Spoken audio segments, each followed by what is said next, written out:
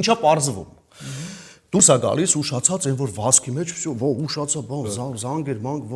հասնեմ Ստալիշնի պոլկ, բան։ Հենց դուրս է գալի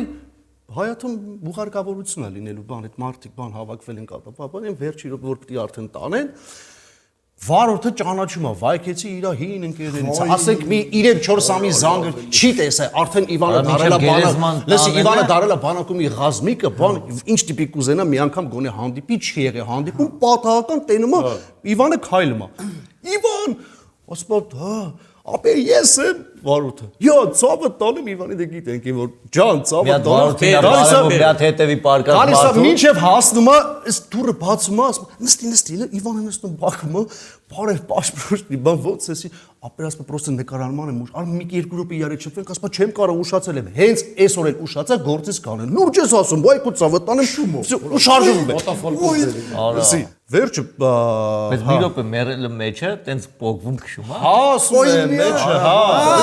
Լսի, դե դու խնդալու։ Ժորտը գնում է գերեզման, կներեք մի րոպե։ Թող վերջը միշտ ապի, թող վերջը պատմեմ։